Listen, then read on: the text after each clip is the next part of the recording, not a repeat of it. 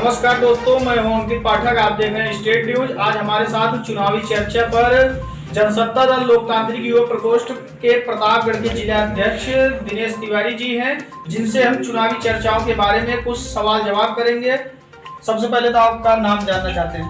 नमस्कार, मैं दिनेश तिवारी हूं और मैं जनसत्ता दल लोकतांत्रिक युवा प्रकोष्ठ का जिला अध्यक्ष हूं और यही पट्टी विधानसभा के ग्राम ढांढर का रहने वाला हूं आपके बीच में।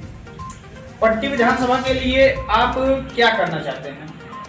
पट्टी विधानसभा के लिए हम चाहते हैं कि अगर जनता मौका देगी तो यहाँ पर जो मुद्दे छूट गए हैं, जो आपस में जातियों का बंटवारा हो गया है, उनको दूर करके सामाजिक समरसता और को कायम करना चाहिए। अगर जनता आपको विधानसभा तक पहुंचाती है तो यहाँ पर ऐसा कौन सा विकास करेंगे जो नहीं हुआ हो? यहाँ पर संभवतः तो अगर हम नगर यहाँ पार्टी अपने कार्यालय पर है तो यहाँ पर रायपुर रोड पर एक बाईपास की जरूरत है, जो आए दिन ज़्यादातर शादियों में लगन के समय जाम लग जाता है। हम चाहेंगे कि इस रायपुर रोड को और जो उड़ैया डी वाली रोड है उस दोनों को जोड़ दिया जाए, एक यहाँ पर एक बाईपास बन जाए। उसके अलावा रोजगार की व्यवस्था करना चाहेंगे, जहाँ छोटा ही रोजगार हो लेकिन एक छोटी मोटी फैक्ट्री यहाँ पर अगर हम विधायक बनते हैं तो स्थापित करना चाहेंगे। 2022 के विधानसभा चुनाव में किन मुद्दों पर आप चुनाव लड़ेंगे?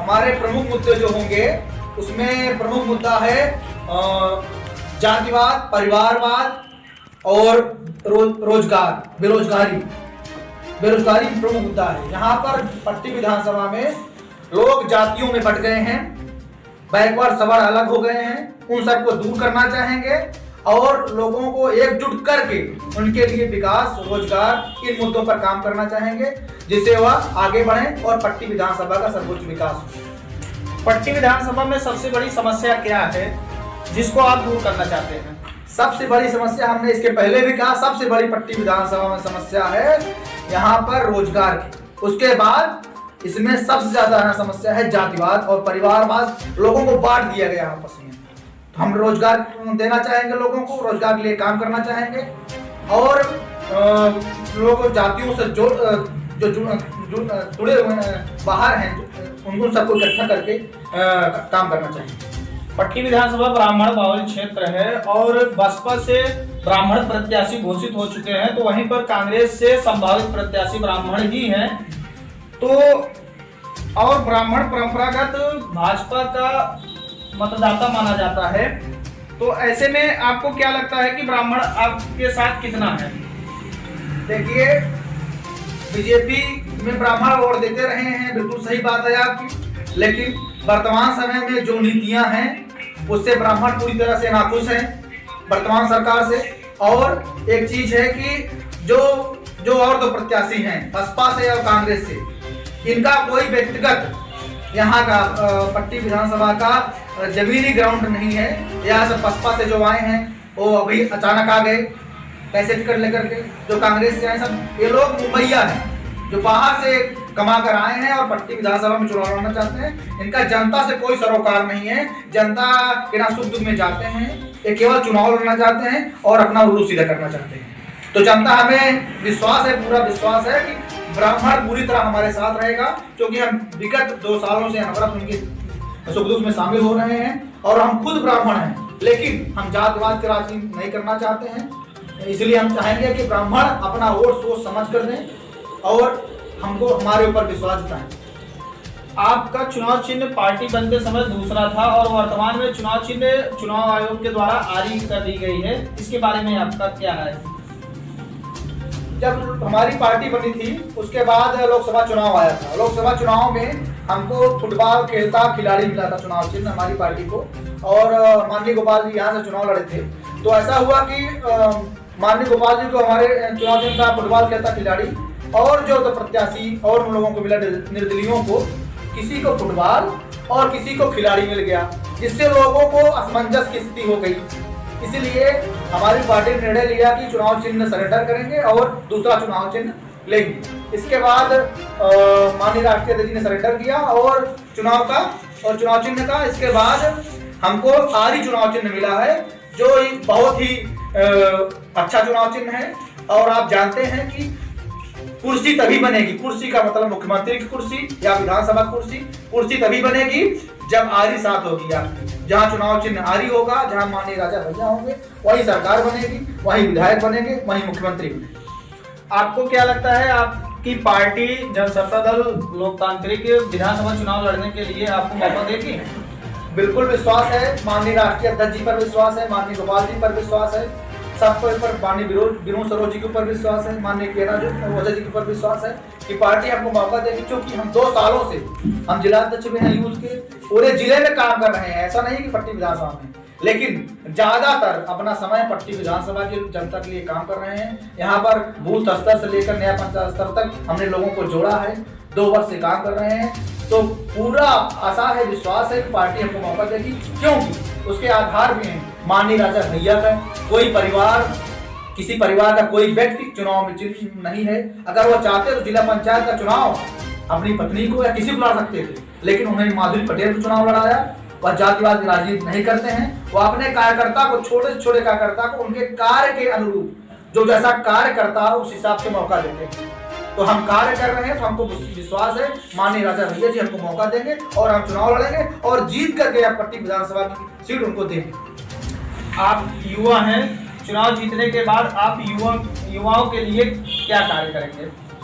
बिल्कुल, हम युवाओं से बराबर जुड़े हुए हैं। पट्टी विधानसभा में युवा हमारे साथ बहुत सारी भारी संख्या में जुड़ा हुआ है और उनकी अपेक्षाएं भी हैं कि हम जीत कर आए और उनके लिए कुछ करें। हम चाहेंगे कि अगर हम विधायक बनते हैं तो युवाओं के लिए रोजगार की व्यवस्था, नई रोजगार की व्यवस्था, तो एक बिजनेस की व्यवस्था, व्यवसाय कुछ कर सकें, उसके लिए कार्य करें। और जो युवा कुछ गलत रास्तों पर जा रहे हैं उनको रोकना चाहेंगे और चाहे वो समाज हित में काम करें, परिवार हित में क्या काम करें और अपने परिवार और समाज को लेकर के साथ चलें, हम ही चलें।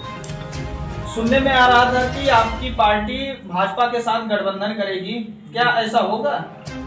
ऐसा कुछ नहीं है, गठबंधन की कोई बात नहीं है। अभी तक माननीय राष्ट्रीय अध्यक्ष जी ने अभी 2-3 दिन पहले, 1 हफ्ते पहले भी कहा था, गठबंधन की कोई वार्ता नहीं हुई है। और जो भी निर्णय होगा माननीय राष्ट्रीय अध्यक्ष जी करेंगे। जब गठबंधन ऐसा कुछ होगा तो आपको पहले बता दिया जाएगा, ऐसी कुछ नहीं। आप 2 वर्ष से अनवरत क्षेत्र में लोगों के बीच उनके सुख दुख में भागीदारी कर रहे हैं, इसका फायदा आपको मिलेगा? बिल्कुल मिलेगा। आम जनता से जुड़े रहना ही विधायक का होता है। जनप्रतिनिधि का मतलब होता है सरल और जनसुलभ। वह सरल हो और जनसुलभ हो, वो हमेशा मिल सके। हम 2 वर्षों से आम जनता के बीच में हमेशा लगे हुए हैं, उनके सुख दुख में जाते हैं, उनके यहाँ जाते हैं, उनके सुख दुख को बांटते हैं, उनके बातों को सुनते हैं। तो बिल्कुल होना चाहिए। आप जानते हैं कि पूरे देश में या पट्टी विधानसभा हर जगह 80%, 90% लोगों को कुछ नहीं चाहिए। उनको चाहिए क्या चाहिए? उनका नेता जनसुलभ हो, उनके सुख दुख में पहुंचे और किसी को नाली खड़ंजा सड़क नहीं चाहिए। 80% लोगों को, 90% लोगों को तो वह चाहते हैं हमारी जनता और जो नेता हो, जो विधायक हो, उनके बीच में आए, ना कि जब चुनाव आए तो गलती मानने आ जाए, मुझे और एक मौका दीजिए। हम ऐसा करना चाहते हैं जैसे आज हैं जनता के बीच में, ऐसे हमेशा रहना चाहते हैं और इसका फायदा बिल्कुल मिलेगा। मुझे विश्वास है कि पट्टी विधानसभा की जनता मुझे मौका देगी और मौका देगी जैसे आज जा रहे हैं उनके सुख में, ऐसे हमेशा चाहते हैं। आप पट्टी विधानसभा की जनता को क्या संदेश देना चाहते हैं? हम पट्टी विधानसभा को एक संदेश यह देना चाहते हैं कि आप जातिवाद में न उलझे, परिवारवाद को ध्यान से देखें कि आपके बीच में क्या हो रहा है, कितना परिवारवाद है, कितना जातिवाद फैला हुआ है।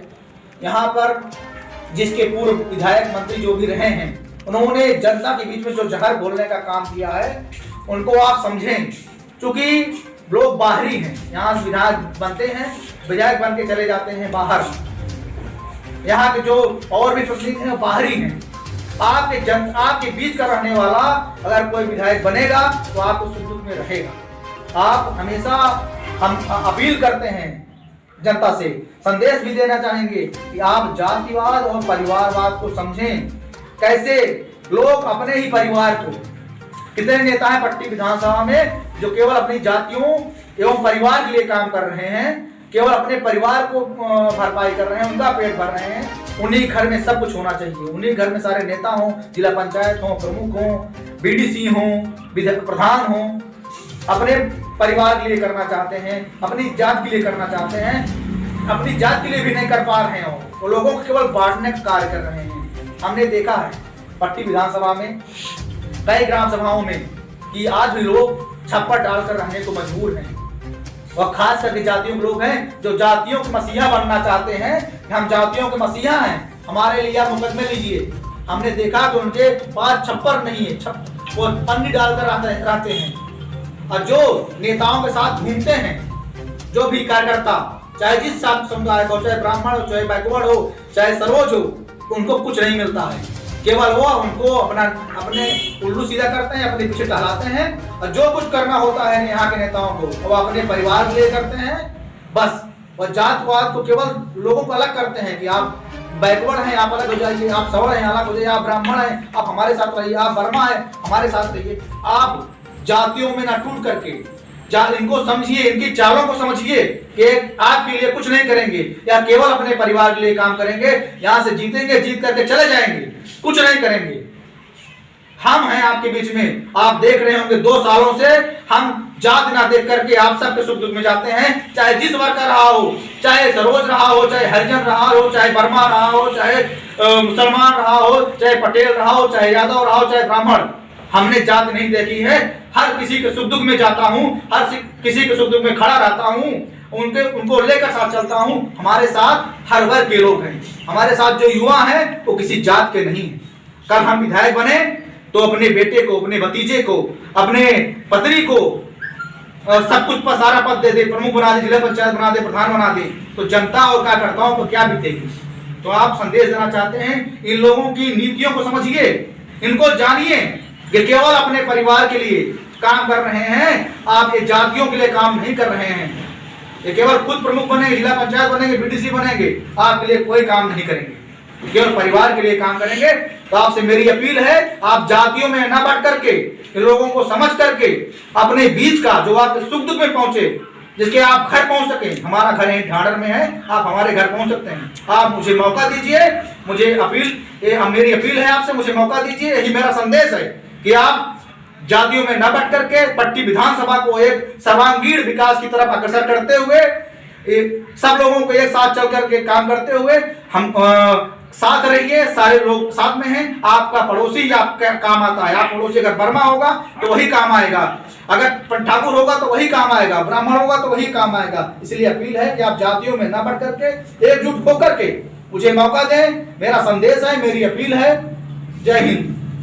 बहुत बहुत धन्यवाद। हमारे साथ ही ये थे जनसत्ता दल लोकतांत्रिक युवा प्रकोष्ठ के जिला अध्यक्ष दिनेश तिवारी जी, जिनसे हम चुनावी चर्चाओं के बारे में, कुछ चुनावी मुद्दों पर बात किए, और इन्होंने पट्टी विधानसभा के बारे में बहुत सारा जवाब सवाल हुआ। बहुत बहुत धन्यवाद।